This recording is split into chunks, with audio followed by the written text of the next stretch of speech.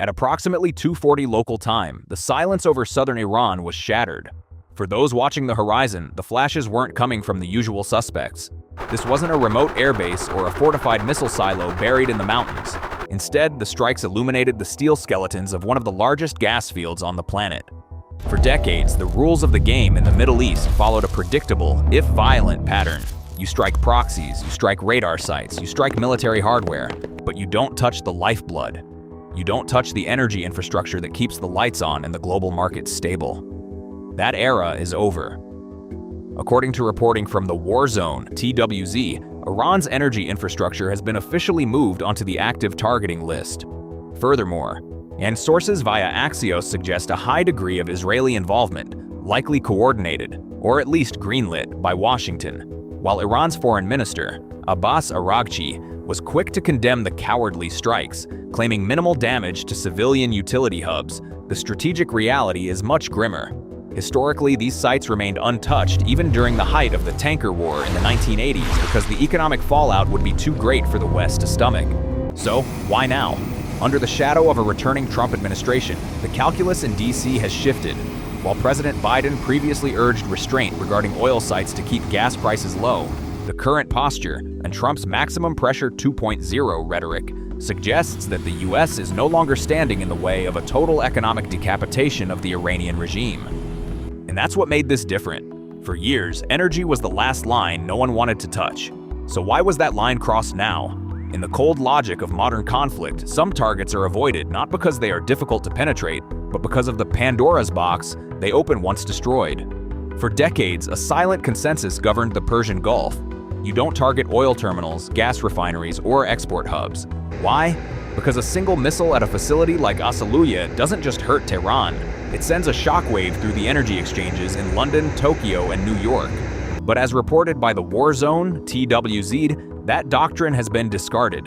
Iran's energy infrastructure is no longer a no-go zone. It is now at the very top of the targeting list. This isn't a mere tactical adjustment by a drone commander. It is a fundamental strategic pivot.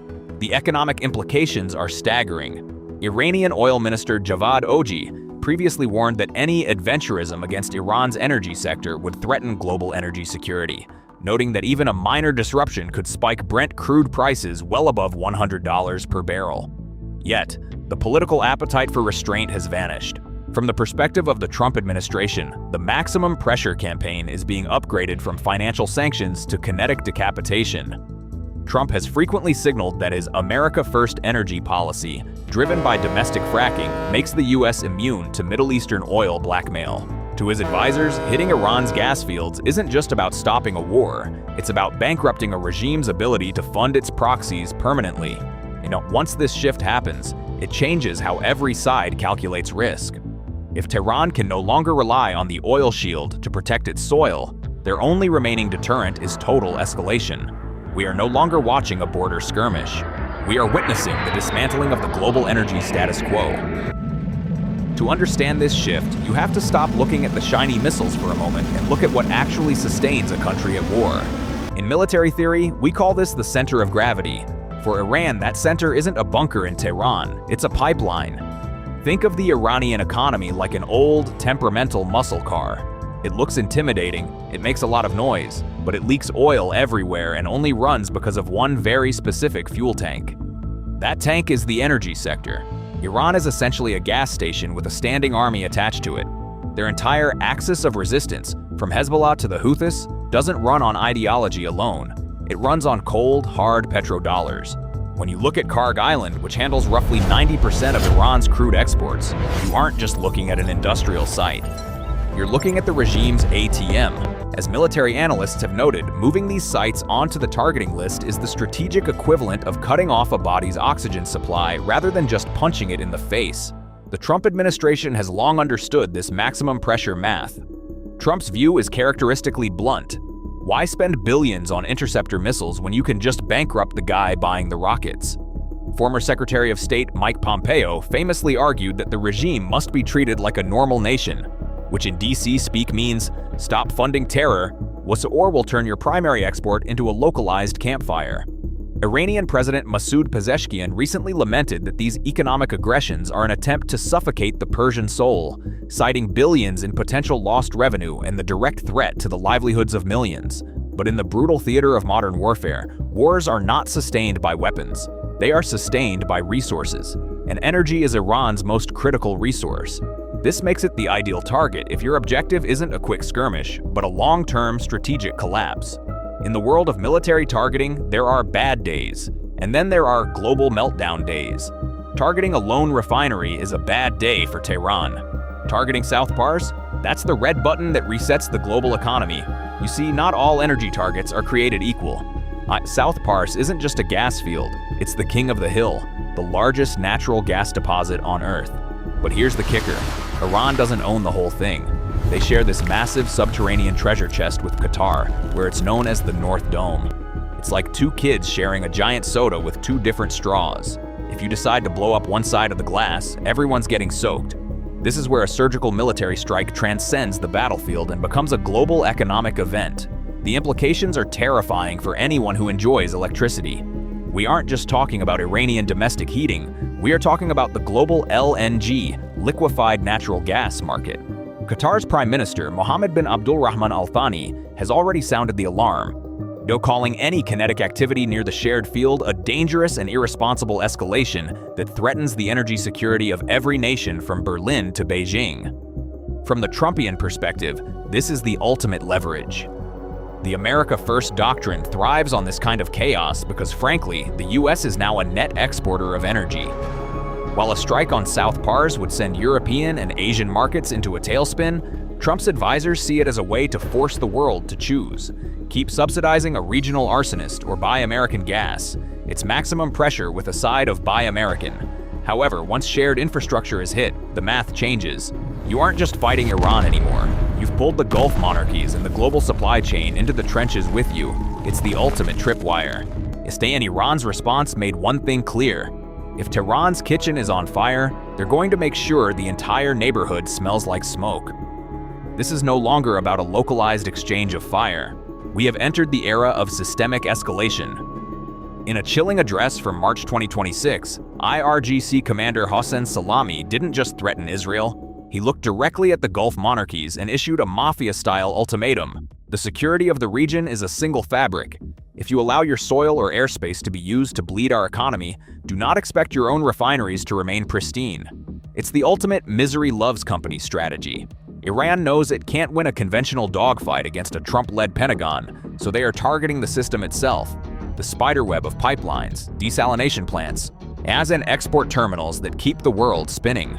This is how wars spread in 2026 without a single formal declaration of war. It's not through marching boots or crossing borders, it's through cascading system failures.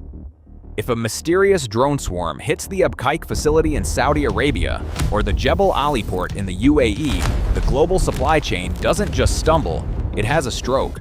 The Trump administration's stance is predictably hardball.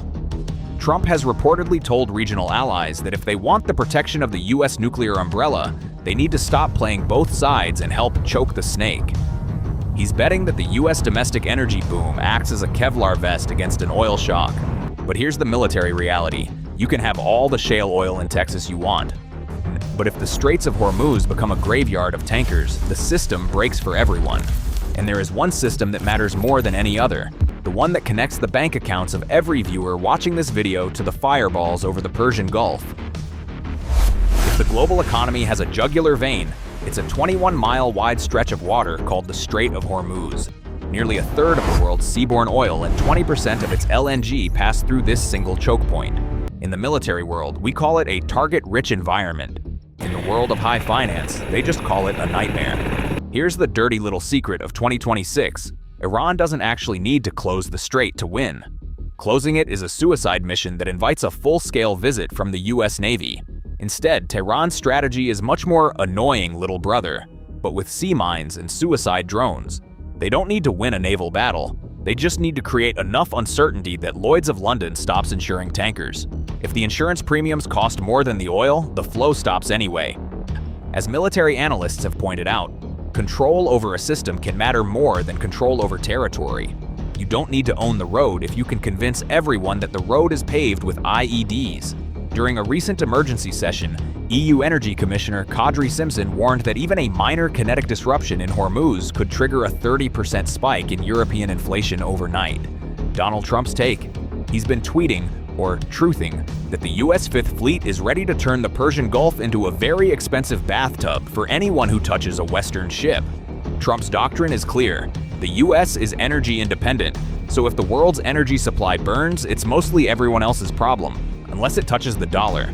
But even with America First armor, the global system is interconnected.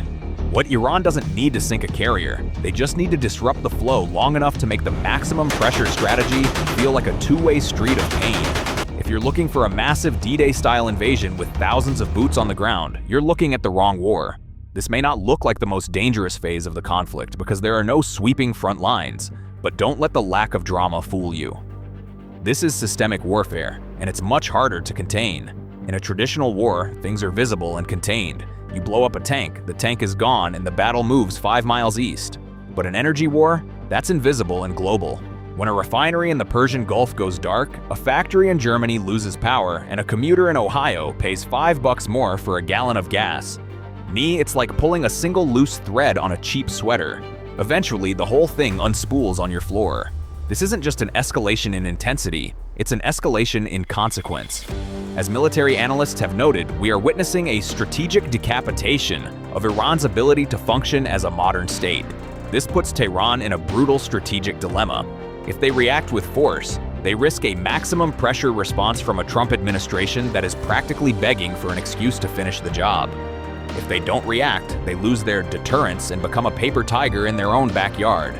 In a recent 2026 press briefing, National Security Advisor Jake Sullivan, or his successor in a shifting cabinet, noted that the US is prepared for all contingencies, while Donald Trump has been more colorful, now stating that if Iran wants to play with matches, they shouldn't be surprised when their entire gas station goes up in smoke. Meanwhile, Iranian Supreme Leader Ali Khamenei has countered, stating that the era of hit and run is over, implying that any strike on energy will be met with reciprocal darkness for the West. That is what makes this moment so unstable. We aren't just watching a fight between two countries, we're watching the deliberate dismantling of the global energy status quo. The next phase of this conflict will not be defined by a single spectacular strike or a Hollywood-style explosion. Instead, we are looking at 3 distinct scenarios that all lead to the same high-stakes poker table. Think of it like a choose-your-own-adventure book, except every ending involves a massive hike in your utility bill. First, we have controlled escalation. This is the tit-for-tat stage where Israel or a US-backed coalition clips another refinery, and Iran responds by harassing a stray tanker. It's annoying, it's expensive, but it's manageable. Second, infrastructure targeting expands. This is where the gloves and the blindfolds come off. If the Trump administration decides that maximum pressure isn't moving the needle fast enough, they might greenlight strikes on power grids or water desalination plants. As Trump famously told a rally in early 2026, we don't want their sand, we want their compliance. If they can't provide power to their own people, maybe they'll stop trying to project power across the world. It's brutal. 19th century siege warfare updated for the 21st century. The third, and most terrifying, is full Hormuz disruption. If Tehran feels the walls closing in, they hit the Hormuz panic button. Iranian Defense Minister Mohammad Reza Gareh Ashtiani recently hinted at this, stating that if the Persian Gulf is not for us, it will be for no one. From a military perspective, each of these steps increases pressure on the exact same global system. It's a feedback loop of chaos. The Trump White House is betting that American fracking can outproduce Middle Eastern instability, essentially saying, we have the oil, and you have the targets. But in a globalized world, a fire in Iran eventually smokes out a kitchen in Idaho. Each step up this ladder makes the system more brittle, and in 2026, the ladder is looking very, very shaky. For decades, the global energy network was treated like a sacred temple, off limits to the high explosives and geopolitical tantrums of the modern world. We all agreed to fight over hills, flags, and ideologies, but we left the power button of civilization alone. That gentleman's agreement is officially dead. In 2026, energy isn't just the foundation of the modern world, it is the primary target. As military analysts have observed, we've transitioned from counter-force to counter-system warfare. This is no longer just a war between two countries over a border. This is a war over the very systems, the pipelines, the tankers, the cooling towers that keep those countries running. The Trump administration has made it clear they aren't interested in nation building or long drawn-out occupations. They're interested in leverage. As Donald Trump succinctly put it in a recent Mar-a-Lago press conference, "You want to fund proxies? Fine. Do it with candles and wood fires because your oil money is finished." On the other side, Iranian President Masoud Pezeshkian warned that targeting their infrastructure is an act of total war that will leave no economy in the region standing. The final insight is this: when you start targeting the lifeblood, you aren't just hurting your enemy, you are poisoning the well for everyone. This is not escalation in intensity, it is escalation in consequence. We have crossed a threshold where the rules of the game no longer apply, and once those systems are under pressure, the consequences don't stay contained. They come home to every gas station, every factory, and every living room on the planet. Welcome to the new era of warfare. The system is now the battlefield.